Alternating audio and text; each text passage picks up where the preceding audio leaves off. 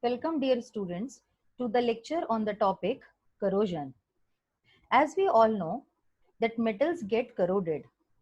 What is this corrosion? It is a reddish brown coating which happens in the presence of oxygen and moisture on the surface of many metals. This metal brown color deposition takes place and the metals gets deteriorated. The corrosion lowers the economic value of the metal and mostly the metal is of no use because it loses its all important and useful properties. Mostly it is bad, but sometimes it is good also. For example, the back case of iPhone, which is made up of aluminium, is glossy. It is made by forceful corrosion of aluminium in chemical solution.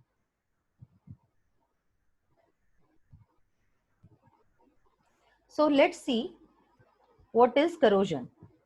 Corrosion is a universal phenomena as it occurs mostly wherever the metals come in contact with oxygen and moisture, and it generally happens. We encounter about 2 lakh crores per annum in India, which is a huge loss caused due to corrosion. So we can say that corrosion has a huge economic and environmental impact on our economy because the highways, bridges, buildings, chemical processing, industries, treatment plants, basically they undergo corrosion. So now let's see what do we understand by corrosion. Corrosion is the process of gradual destruction or disintegration of a metal from its surface due to the unwanted chemical or electrochemical interaction of metal with its environment. Environment means what? Environment may include air, presence of gases, water, or they may come in the contact of non-metals also. So as per IUPAC, corrosion is an irreversible interfacial reaction of a metal with its environment which results in its consumption or dissolution into the material of a component of the environment. Corrosion is irreversible. We cannot reverse back the process of corrosion. Once the metal, for example iron, gets corroded, we cannot bring it back into the fresh iron piece. So therefore corrosion is an irreversible process and therefore it is harmful also. Corrosion can be basically defined as the oxidation of metals. Now let's understand what do we mean by oxidation. Oxidation is the process where the metals have the tendency to lose electrons in order to gain stability. And the metals are electropositive in nature. So it is obvious that because of their electropositive nature, they develop the tendency to lose electrons. Whereas the reduction means the tendency of a metal to gain electrons. Again, it is meant for the same, that is stability. So reduction happens where electronegative metals are present. So the electropositive elements in the electrochemical series, the metals that is electropositive are placed in the higher position, whereas the electronegative elements are placed in the lower position. Mostly the metals which undergo oxidation, they act as anode, whereas the metals where reduction occurs, they act as cathode. Few examples like anode, most common example is of iron, and reduction, for example, oxygen. So it forms FeO, that is Fe2O3, that is iron oxide.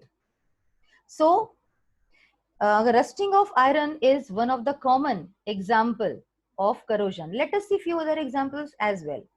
Formation of rust, as just I told you. Formation of a green film on the surface of water is observed many a times. Rusting of steel is also shown. Reaction of aluminium with water, that is corrosion happens in aluminium as well. Burning of magnesium in the air is again an example of corrosion. Let us see few images for the corrosion. This is corrosion of oxygen in the first image. This is green color deposition in corrosion happening in copper. Aluminium. If you leave the can of any cold drink made of aluminium, it gets gradually corroded like this. Then aluminium also gets corroded. Corrosion also happens in zinc. Let us see few more examples. Metal may be a small metal like a small nail, or may it be a big metal like something the structure of any industry or railing of a bridge, anything. All the metal, whenever they are exposed to the environment, they start getting corroded, which can be seen here with the help of these images. So let us now see few factors which influence corrosion. Let us see them quickly. So factors influencing corrosion can be both natural and sometimes it can be man-made also. Like sometimes the nature of metal decides the corrosion or what amount of corrosion will take place, and sometimes it environment decides the corrosion happening in the metal. So first of all, we'll deal with the nature of the metal. So nature of metal, that is the position of metal in EMF series. Higher metals in galvanic series undergo strong corrosion, whereas the metals which are kept in lower in the galvanic series or electromagnetic series undergo less corrosion. The next important point is relative areas of anode and cathode, whether the cathodic or anodic area is large or small. This corrosion also depends on the area. Over potential is one of the reason. Nature of surface film, that means once the oxide films gets developed on the surface of a metal, the nature of the film decides whether the further corrosion will take place or not. Purity of metal is also one of the factors which influence corrosion. If the percentage purity increases, the corrosion rate decreases. Stress. Stress is one of the major factors for corrosion. And there is a type of corrosion which is named as a stress corrosion. Now, the second category was the nature of environment also affects the corrosion taking place in any metal. So, the nature of environment includes temperature, humidity, presence of corrosive gases other than oxygen, presence of suspended solids, as well as the pH. If the pH is less, that is acidic, the corrosion is being favored. Now let us see a few consequences of corrosion also. So as I have just told you that consequences of corrosion are mostly bad. How?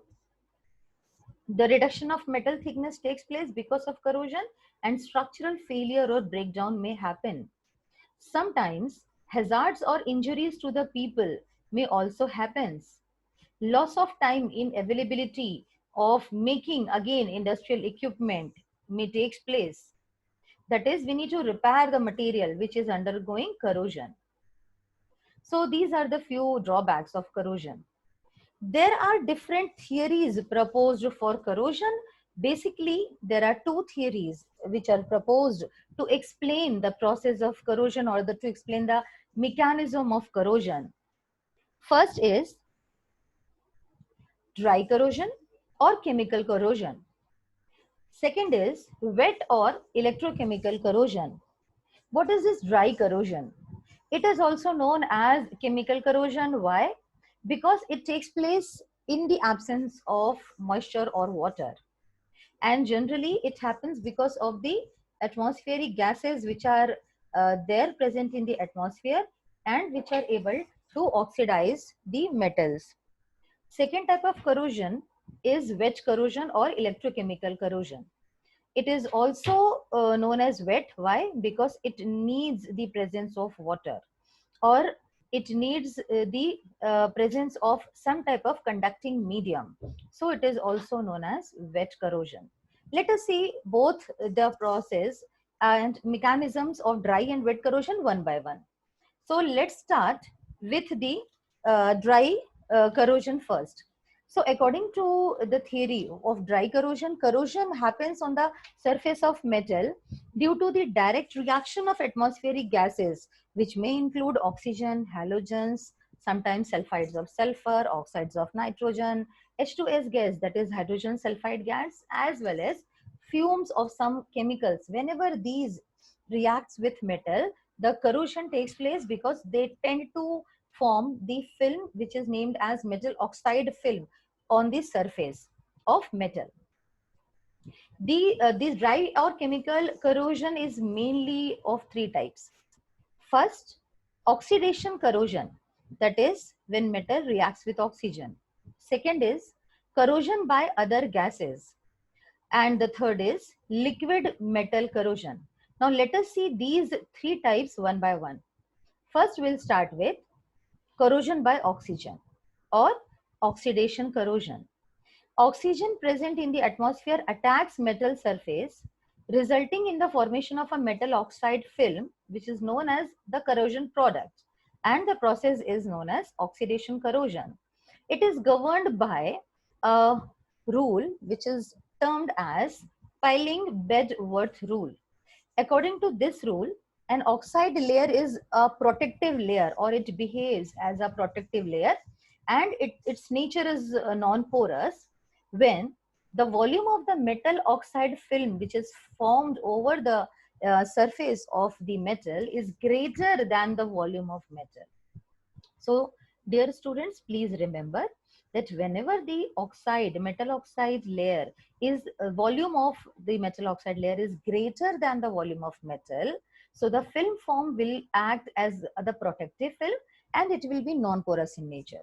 Whereas on the other hand, the oxide layer, if it is formed, will be non-protective as well as it will be porous also if the volume of the metal oxide film formed is less than the volume of the metal.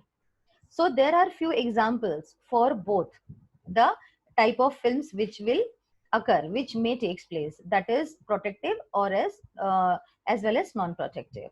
Protective layer metals includes aluminium, tin, lead, copper, etc. Non-protective film happens in the metals like lithium, sodium, potassium, magnesium, calcium, strontium, etc. So, the dry or chemical corrosion takes place, as we know, that whenever metal comes into direct chemical, it comes into contact with the gases present, which are capable of forming the oxide film. So the oxidation corrosion will takes place. It mostly happens at ordinary temperature. So the nature of the film once formed over the surface of the metal now plays an important role in deciding the nature of the corrosion, which will take place later on. So the film or the layer which is formed can be of four different types. First, stable film. Second, unstable film. Third, volatile film. And the last is porous. Now let us see one by one all the four different types of oxide films. Number one, stable film. Stable film, this stable film is tightly adhering like oxides film of chromium, copper or aluminium. This film acts as a protective coating and thus further corrosion is prevented because the stable film is non-porous in nature. Second type of film which may get formed is the category of unstable film. This film decomposes back to the metal and oxygen. It means that once the metal oxide film is getting formed, the process will be reversible and the metal oxide film get converted into metal and oxygen. As soon as it gets converted into metal and oxygen, the metal and oxygen will again get converted into metal oxide. So metal oxide will break down into metal and oxygen and again it will be a reversible process. Because of this reason, the metals like gold, silver or platinum even does not undergo oxidation corrosion. because we are not able to see the product of corrosion. The third type of film which may be formed is volatile. The name itself tells us the nature. Volatile means which won't be present there for a long time. As soon as this volatile film is formed, it gets volatilized and the metal surface is exposed once again and it is ready for further corrosion. And whenever volatile film is formed, the corrosion is very rapid. It can be seen in molybdenum. Whenever molybdenum gets oxidized, it forms molybdenum oxides at high temperature. So, whenever the film is of volatile nature, it enhances or it facilitates further corrosion and rapid corrosion. Now, next last film is porous. If the metal oxide film formed will be porous in nature, then the oxide layer formed, which will be having pores or cracks, you can say, the further attack through the cracks or the pores will continue, and the corrosion also will continue till the entire metal is converted into metal oxide. That means formation of porous film is not good because it enhances further corrosion till the metal completely deteriorates. This can be seen in the metals like lithium, sodium, potassium, calcium, magnesium. Now, let us see the same dry and chemical corrosion with the help of this diagram. This is the metal. It undergoes oxidation because it releases electrons. And here the layer of oxide film is getting formed. So the reaction at exposed part, that is oxygen, takes this electron which are released by the metal and forms the metal oxide film over the surface of the metal. Now, this was the first category, that is oxidation type. The second type of dry or chemical corrosion was because of the presence of other type of gases other than oxygen, because oxygen we have already covered. So there are few other gases also, like chlorine, sulfur dioxide, hydrogen sulfide, oxides of nitrogen, which may react with the metal and form corrosion products, which may be again protective or non-protective. That is, the layer may be porous or non-porous. Depending on the chemical affinity between the metal and gas, the formation of protective and non-protective layer on the metal surface will be there. For example, like Ag, silver, reacts with chlorine to form a protective layer which is called AgCl. So you would have observed that the ornaments made out of silver, they gets converted into black deposition layer of black color layer is formed, which is a protective layer because it does not allow further Ag to get decomposed or to undergo corrosion. So there are sometimes the layers which are formed are of protective category, whereas many a times there are certain gases present in the atmosphere which may react and the layer may be volatile type or non-protective. It happens in SN. SN plus 2Cl2 gives SnCl4, stannic chloride.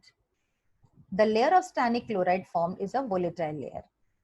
In the similar manner, iron reacts with H2S gas to form FeS and releases atomic hydrogen 2H. So this was all about the corrosion by other gases. The same examples are mentioned here. So metal can combine with chlorine gas. Metal can combine with H2S gas to liberate atomic hydrogen, which is corrosive in nature. So the atomic hydrogen which is formed here is highly reactive because it is atomic hydrogen. it may combine with carbon present in the metal, and again it may release a gas which is called methane, that is CH4 gas, which again leads to corrosion, which is known by the name decarburization. Now let us see liquid metal type corrosion, which is the third type of dry or chemical corrosion. So liquid metal corrosion occurs when the liquid metal is allowed to flow over the solid metal at high temperature. Liquid metal either melts or the solid metal penetrates in it. That is, one metal is liquid and the other is solid. So the liquid metal may melt the solid metal, or it may get into it. That is, it may get penetrated into it. A few examples. In a nuclear reactor, sodium metal is used as a coolant and it leads to corrosion of cadmium. Liquid metal mercury dissolve most of the metals by forming amalgams, thereby corroding them. Amalgam is alloy in the a kind of soft paste, amalgam. So this is how the liquid metal corrosion may take place. Again, no medium is required, so it falls into the category of dry or chemical corrosion. So it can be prevented also. How? Corrosion can be prevented by giving the metal to be protected a negative charge, or the one way to protect metals is by sacrificing a metal with a more active reduction potential through the sacrificial coating. This term, sacrificial coating, will be covering in the next lectures. By developing a thick layer of corrosion in a process known as anodizing, which protects the underlying metals from corrosion. So in this manner, the dry or chemical corrosion can be prevented. Now, in the next lecture of corrosion, we'll look into the topic, the second type of corrosion, which is electrochemical or wet corrosion. So thank you, dear students.